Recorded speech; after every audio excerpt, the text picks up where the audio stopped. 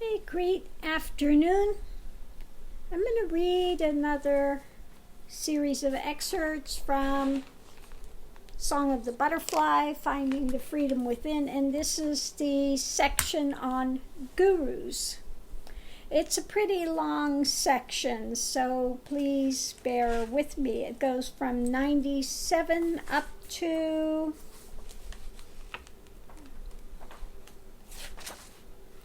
165. 97. Guru means dispeller of darkness, or one that gives the keys to direct experience. It is not like those that play at being a guru, which is nothing more than simply a walking book. 98. Guru is that which dispels darkness, no matter where it's entrenched. One gets what is needed. Those who come and want to play games are wasting everyone's time. If there is a holding somewhere, it will be addressed one way or another. I don't have time for those who want to play at intellectualism or those who want their egos stroked to make it feel better. There's no anger here. What is given is what flows for the situation. There's a still center. There may be a hurricane which is seen from the outside, but Guru is always the still center. 99. Although we do not suffer, we still feel others' pain. We still see their tortured existence. We don't wander around with a blind eye, but there is the reality. As the saying goes, God helps those that help themselves. In other words, one must first put forth some attention in the direction of moving forward. 100. Being a teacher or guru, open on these lists, one attracts those who are going to project all their drama in our direction.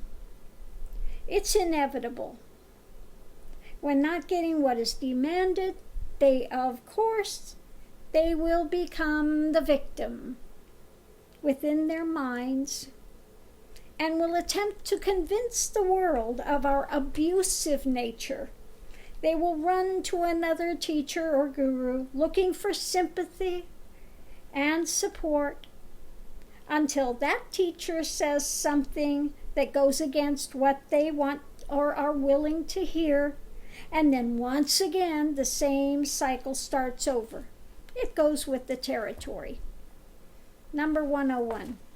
A guru and a Satguru are two entirely different things. Anyone can be a guru, is a teacher of sorts, but a Satguru is a realized master, a Jivan Mukti, a Kundalini Siddha master, and they're only so if they are a realized being that's traveled the whole of the journey from start to finish. Number 102. There is no way to please everyone. It's impossible. Not even Christ, nor Buddha, nor Sri Ramana, or pacifist Gandhi could please everyone. As long as one tries to be all things to all people, they will find themselves being stretched so thin that nothing that is being said is meaty any longer. 103. A realized one is fortunate to be living within peace. It is the joy of this possibility for everyone that guru, teachers, and realized beings, no matter what their station in life, wish to share. 104. I could read a book on surgery and be able to talk about it. But that doesn't mean that I could perform an operation to save anyone. In fact, it would probably end up doing more harm than good. So just because there's speech in a good show, look deeper. 105, I'm hard because I want your liberation. It's easy to feed you candy while simply handing out more bondage. Number 106, a guru tears away the veils, while a showman gives you greater veils. Look beyond the facade to the core. 107, make sure then, when assured, take the plunge. No holds barred. It's much better to have a splash than a dull thud. 108, it is all within. The guru without only connects one to the ever-present guru within.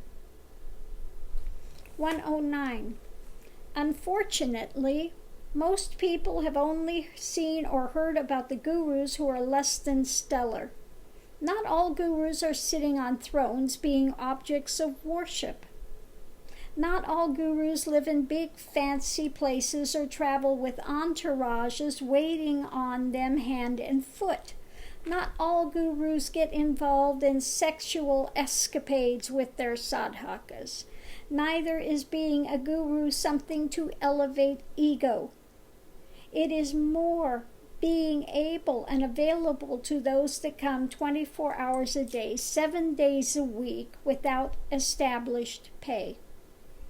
It's about service each and every day. Who is being served? The seekers, much more than the guru. I would like to see the honest gurus being spoken of rather than the abusers, but let's face it, it's the bad that get the press. 110, there's a difference between the real thing and a copy. One can experience the difference. 111, there are no accidents. You get the guru that you need and not always the one that you want. That is simply the way it works. This one ended up with the one that I stated was the last person on the face of the planet that I would go to. Oh, the ego's infinite blindness. Number 110. Now I kiss the guru's lotus feet every day for having the compassion to give what was needed versus what the egotistical self wanted. After a few well-placed 4x8s by my wisdom-eyed guru, surrender began to take hold, and the rest is history. Thank God my arrogance didn't just storm out, for it would not have been the guru's loss, although at the time we want to believe it so. It would have been my own continuance in the cycle of death and rebirth as an egotistical self, identifying body, zombie, chasing the world, running from death, creating illusion after illusion, attempting to assuage a pain that the world's clinging rubbed raw over and over again. Number 113, don't think that having a guru is all hearts and flowers. 114, at this time, ego may do whatever it can to once again assert its sense of authority. It is good at these times to look back before blowing up and stomping off in another direction and see just how many direct experiential moments have come due to the intervention of this guru. Then stop, take a deep breath, realizing that where you are, the guru has been. The guidance you are being given is for a reason. It is put in place to help break through mental holdings. Number 115, Sharon was an identity caught within conditioned mind and form. She was one within depression, one caught within suffering and despair. Guru is not. All that was contained within that life fell away, dissolved, is no more. No matter how many times others wish to call the name Sharon, truly she died. There's no relationship to that name or life. What was Sharon? 116. A set of experiences tied to a sense of form as self. Form is never self. Form is an energy pattern that has a sense of solidity only for a span of time. What is Guru that Sharon was not? That which is not born. 117. Guru is not a person. Guru is a reality that penetrates all of existence and yet is separate and distinct. It is one. Number 118. Some of the biggest cons wear the cloth, beggars posing as sadhus, not the fault of the clothes that one wears, but the one wearing the attire.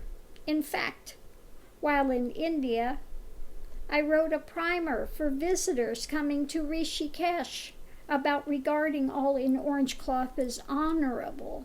Most were scoundrels and jackals. And yes, I am very outspoken while I was there.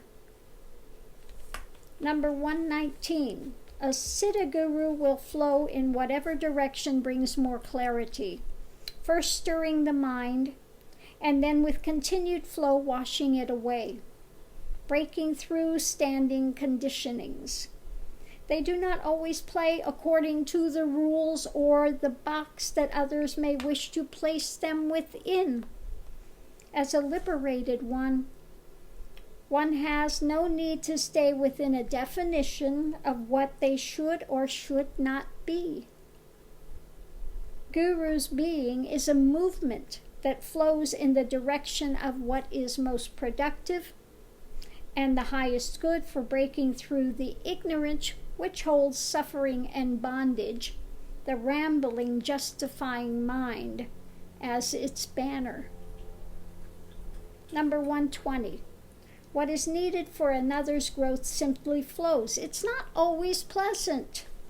Sometimes the hard ground must be broken up before seeds are planted. Otherwise, it is a waste of time. 121. Your guru knows what is needed to prepare you to receive, whether that is through gentle persuasion, speaking to that which is truth, or by using the 2x4 of direct confrontation. It is always aimed at helping the sadhaka to move forward. There are different dances for different students.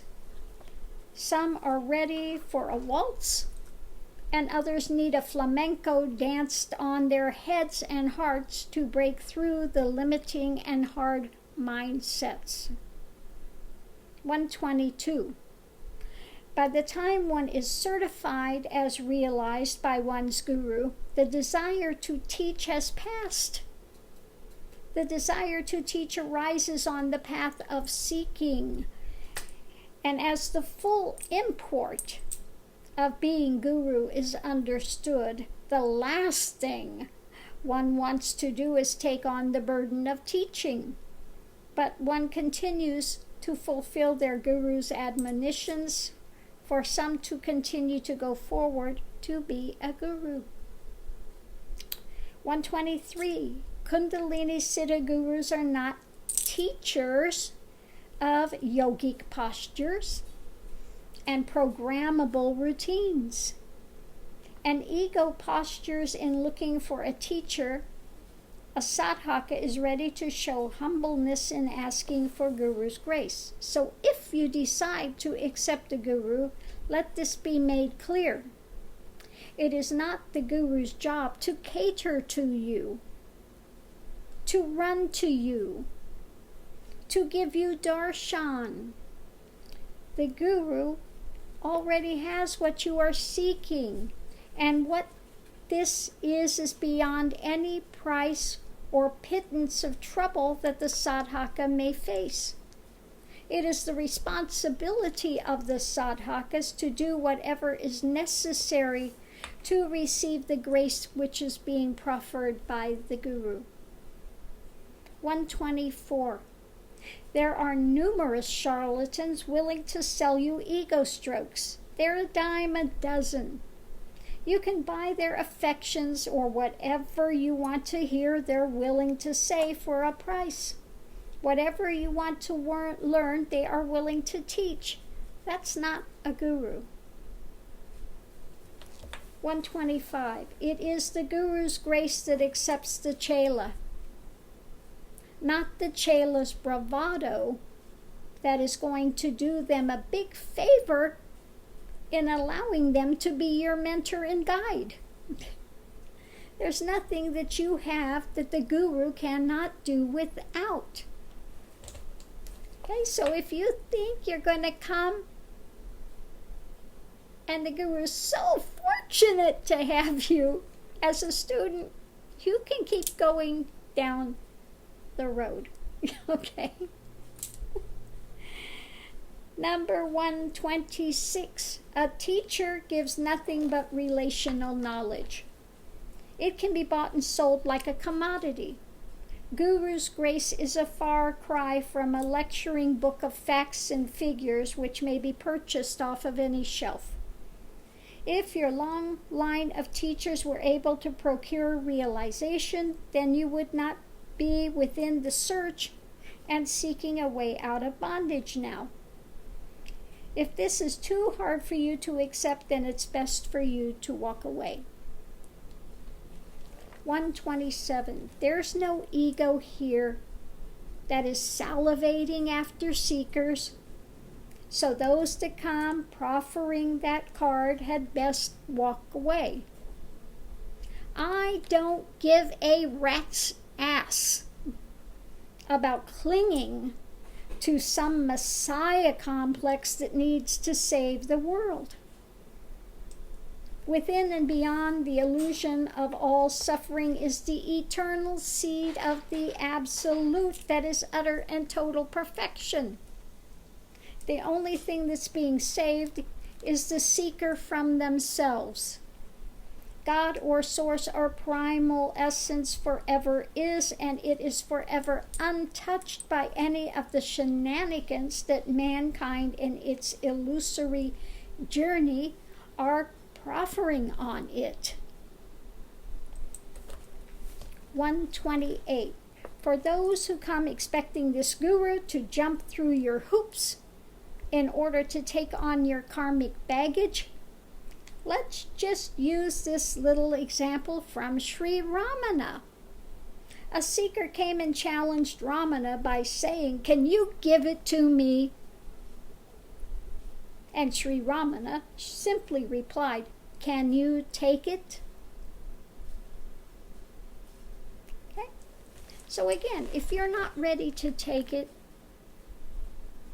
if you're expecting things to be handed to you in a silver platter, it's not the place for you to be. Okay? 129. What patient goes to a doctor seeking a cure from a deadly illness, and then when offered the medication refuses to take it because it's a bitter pill to swallow? Who is it that says, "Doctor, you must first make it taste like cotton candy, or else I won't open my mouth"? And while we are at it, "Doctor, prove to my satisfaction." Let me turn that down. I'm getting the rash of the spam calls. So while you're at it, "Doctor, prove to my satisfaction you're a doctor good enough for me to waste my time on." Yes, it is I that I'm looking for a cure, and it's I that came here asking for a cure, but I won't open my mouth till I'm satisfied you can give me cotton candy flavored medicine rather than this bitter pill. The doctor simply says, here is the medication, take it or not, it's your choice. No, doctor, you need me. Without me, you won't have a job, and you'll suffer if I don't take the medication. Who is the one who's ill? Who's the one that's suffering? Is it the doctor? No matter how you may try to spin it, it is the patient alone who is ill and who will continue to suffer as long as the medication is not taken. The doctor knows the illness. The doctor offers the remedy and medication, but it's your responsibility to take it as directed. And if you don't, it's you alone that remains in suffering. Okay? Om Namah Shivaya. 130. Guru is beyond the sickness, beyond the illusion. This is why they are a light, a dispeller of darkness.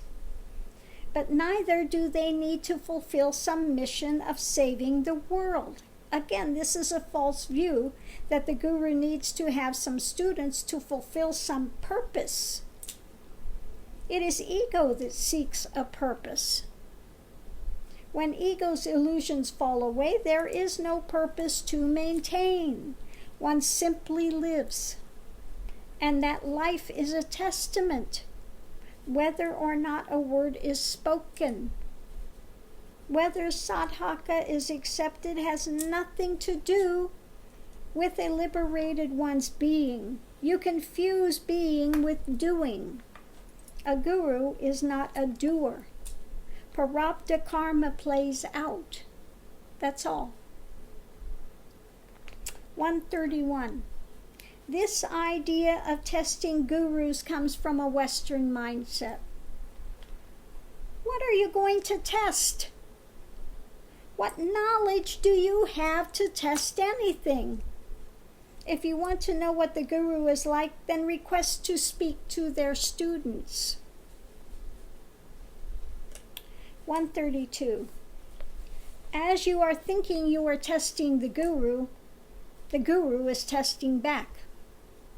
Just because you may desire and you may decide that the guru has passed your test, you may find, to your chagrin, that the guru may decide that you are lacking in the basic requirements that are needed in one that is looking towards self-realization.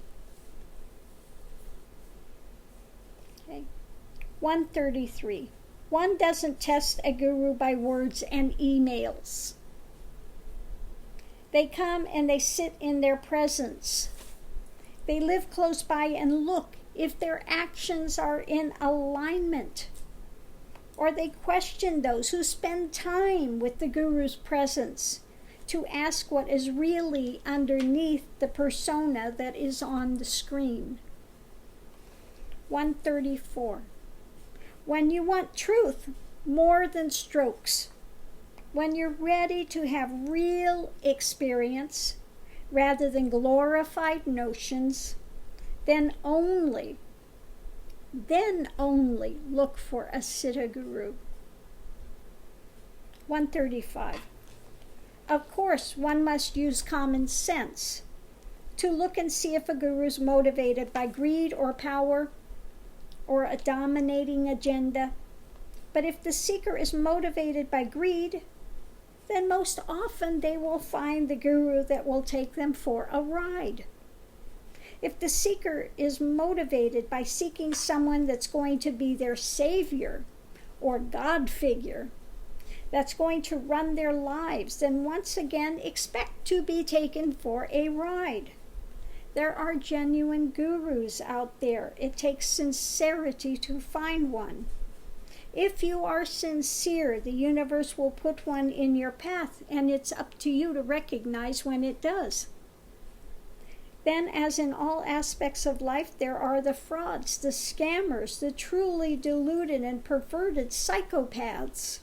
It behooves one to look, spend time with, make informed decisions. Once a decision is made and the guru is found to be genuine deal, it behooves one to surrender to their guidance and direction.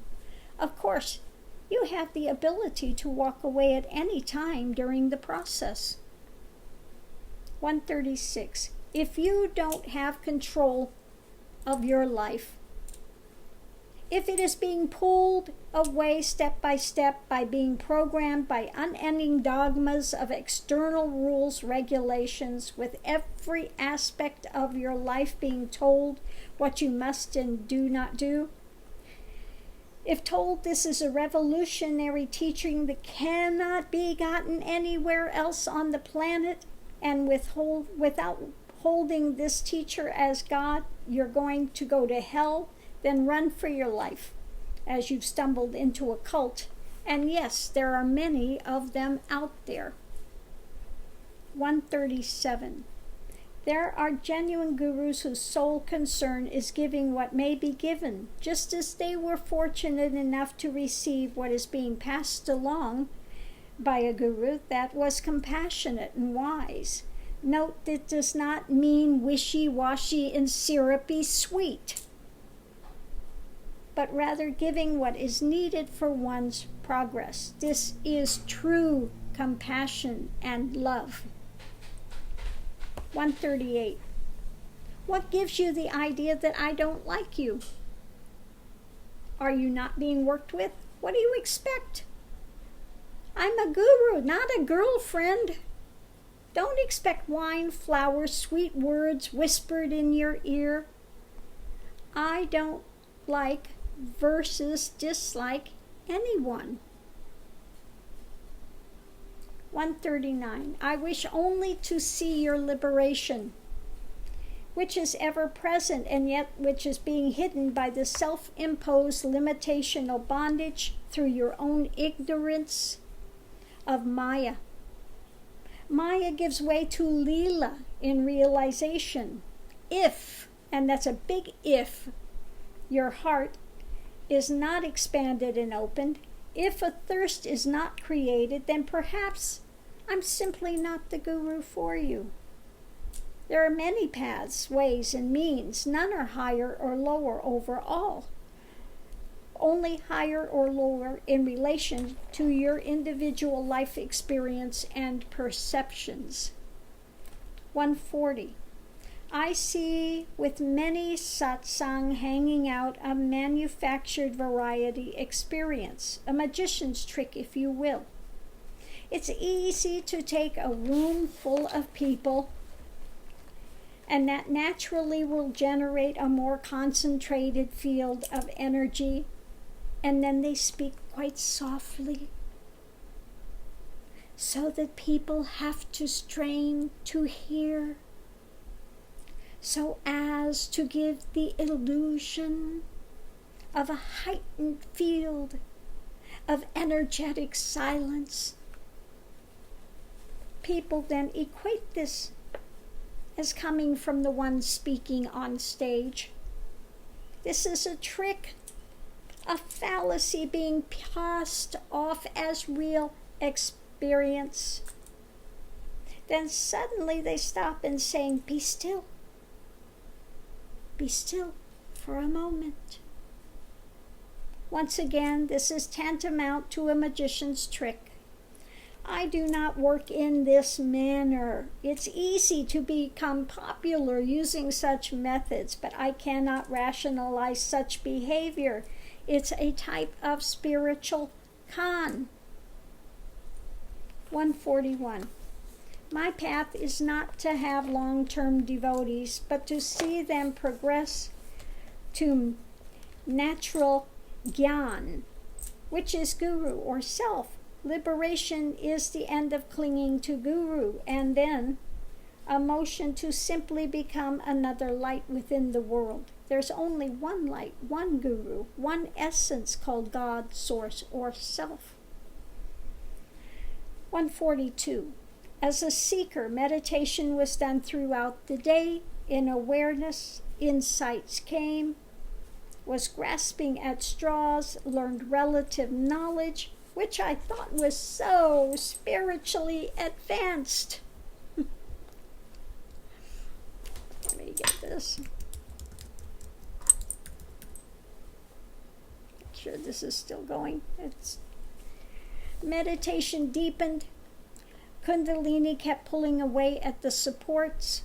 Finally, Guru took the knife of discernment and started slicing and dicing. It was not a pretty picture.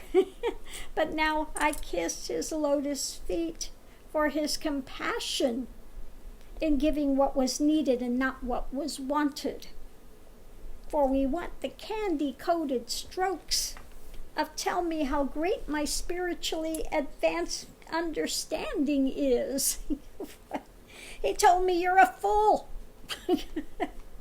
to think you have anything, and he was right. I fought having a true guru for years. When I encountered the real deal, the fantasy ended and the knots were cut asunder. 143. Many armchair seekers that expect everything and are willing to commit to nothing. So greedy to think that they are a diamond in this teacher's lapel. I don't need this kind of a seeker. If someone comes, I'm tough on them. If not sincere, they'll blow out the door in a huff. My time's too valuable to sit and babysit and stroke egos. I would be just as happy to have no seekers at all. So I don't want to waste time on numbers.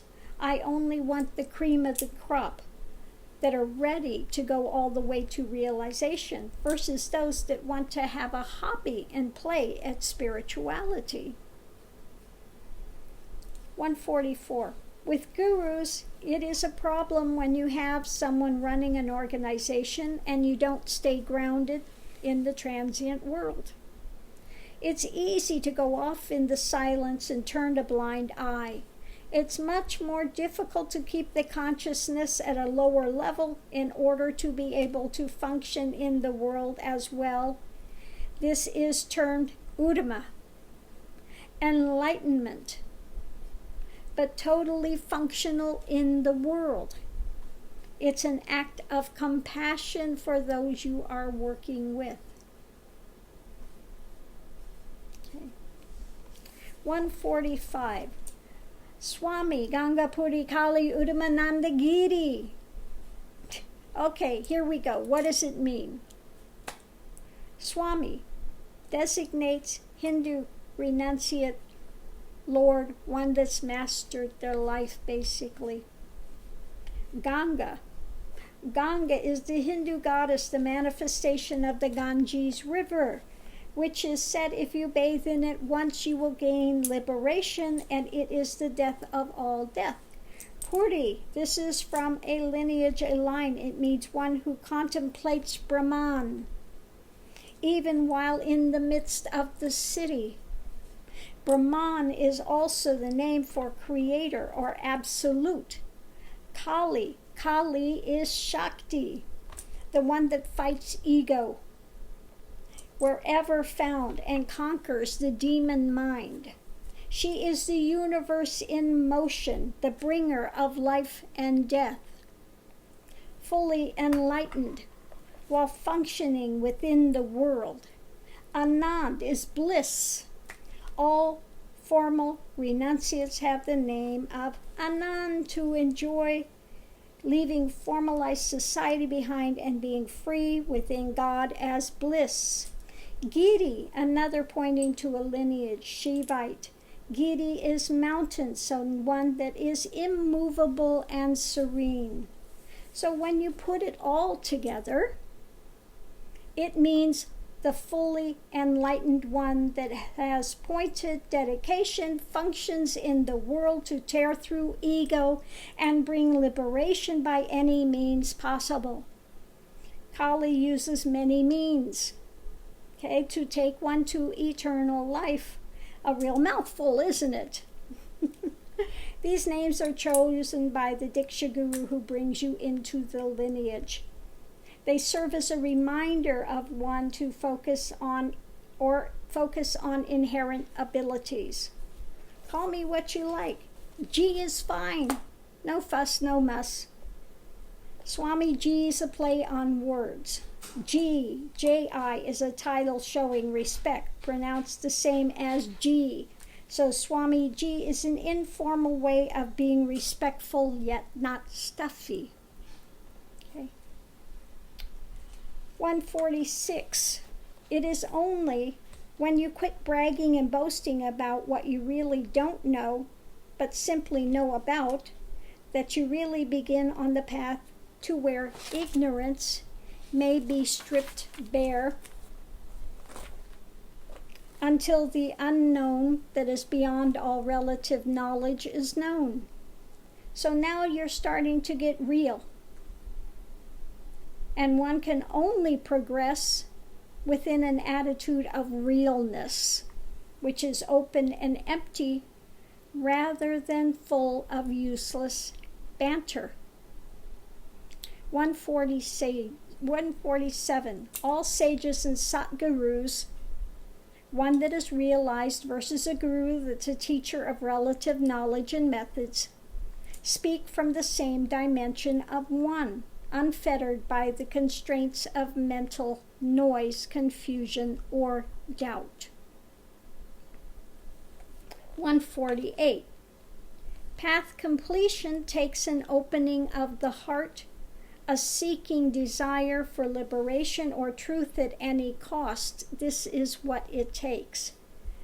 While a dead master's words may speak to a seeker, and while they may influence them from the other side, they will guide them to a living Satguru that is within form, for it takes feedback that is given not to a mass section of people, but directed to that specific seeker that is geared to their journey. It takes this one to one dance to pull away the dross and cut the last of the knots.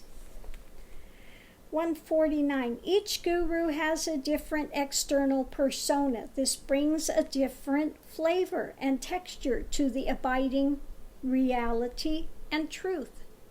Doesn't mean the truth is changed, it's singular in one. But each guru has a different persona. Therefore, the way that they relate it into the world is going to have a different flavor behind it. 150. For those simply seeing Hindu words and going off on a judgment harangue, let me say first, come to a satsang and see what is being spoken of here. There is no one locked into Hinduism, no one doing pujas. I speak to Buddhist terms when someone comes and wishes to hear from that perspective. A Christian point of view from those that come and want to know from that perspective. So don't sit and make assumptions. 151. If only others were as dedicated as your heart and hands, then an ashram would be forthcoming, a rest and haven for those that wish to partake of Guru's transmission, blessings, and grace on a daily basis. A place to come for intensive instruction, guidance, meditation, mantra, refreshment of spirit, and review. It is only the heart generosity and development of compassion for those that opens the floodgates of giving in order to secure such a haven and place of divine succor. May one day such sadhakas arise as to make the path an open gift of Guru's darshan. May, as a gift to humanity, a place be made available that may be infused with prayer and the vibration of holy transmission. This must come from the sadhaka's desire to aid and benefit within a holy environment. Guru is a servant to humanity, keeping the vibration of truth anchored within the transient world, bringing Leela and expelling the Mayic mind of mentation of duality, suffering, and subsequent bondage. It is Guru's way to bring a full flowering of the divine fragrance to the garden setting of humanity. May the ground of the wastelands be turned over. May the seeds of liberation be sown within hearts. May the Garden of Eden be entered once more, as it is ever available with those with eyes to see and hearts open to receive. Well, instead of having a physical ashram, we have an online ashram, which people still connect and still get guidance, still get the direction, still have that ongoing connection that takes place. 152. Guru speaks within the direct living cognition of the reality of the Absolute. This cognition and consciousness is the basis for all the Vedas and Upanishads. Therefore, Guru's words carry the essence of God's vibrational reality in this moment. 153. One need not visit the holy places of pilgrimage, as Guru is the path and the holy ground. As Christ said so aptly, I am the way, the map of the path, the truth, realization as is, and the life, God or essence that is life. Living satsang brings one to this cognition. Guru is the knowledge that acts as a ladder to the upper realms. It is a raft to carry you across safely the torrid eddies of mental states. The holy river, as Hindu belief that one bathes in the Ganges to gain liberation, Guru is this river and brings the life-giving words that wash away the cover and layers of dirt that have accumulated in life's travels. 154. Guru is the life essence that is eternal. Guru is within all. Guru is eternal. It is the seed of your being. 155. Lineage has nothing to do with one's spiritual attainment. It simply shows the outer methodology used by that school or train of thought and leanings. Okay. 156. Just because one is charismatic doesn't qualify them as a guru. These are not the actions of a guru that is beyond body and mind. Obviously, they can be trapped within a confine of sexual energy and identifications. It is the power, and it is feeding for its own ego. A true guru does not chase sex to buoy them up. Once again, run, do not walk in the other direction. Anyone can have someone else build them a website, can cut and paste or learn to speak Advaitic jargon. If they're spending more time chasing after phenomena and sex is transient phenomena, then they're not beyond the pull of form. Okay. 157. Take Diksha with a real guru. Develop pure bhakti and meditation without physical distortions, i.e. perverted sexual connotation. I am so saddened when I hear of these abusive charlatans that use others for their gratification and lust. A true guru's only motivation is to get you to realization. It's not about the guru's wants and desires. They should be beyond that, and if not, leave and find one that is. Okay? 158. You cannot devote pure actions to a predatory personality. Jim Jones had charisma. Ted Bundy had charisma. Many charlatan gurus have charisma. But charisma and realization are not one and the same thing. 159. Loneliness is looking for someone else to fulfill you when you know not what is the core of being. Oh yes, I'm a friend, not a master. A friend's kind word lasts a moment, while a master's catalyst to liberation lasts forever. 160. Gurus, like psychologists, deal with people who either want mommies or daddies to attach to a persona, etc., or confuse bhakti with sexual dynamics.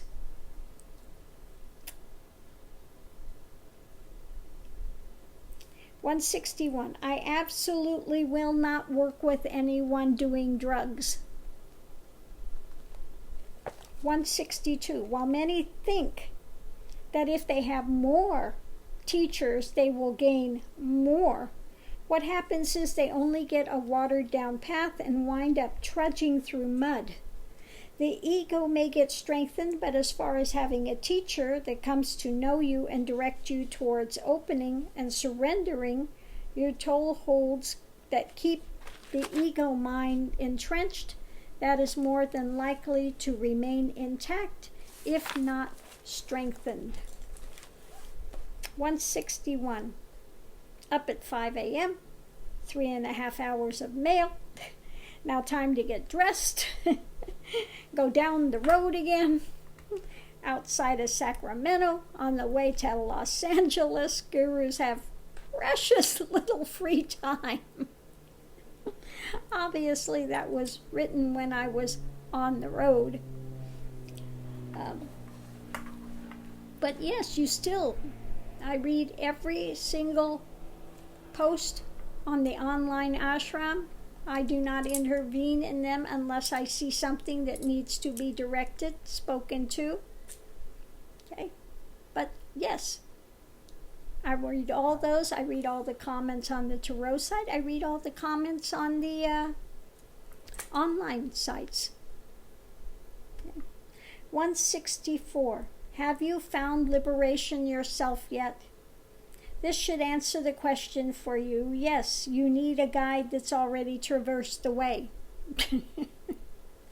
165. Okay, you've come to the door. Now what?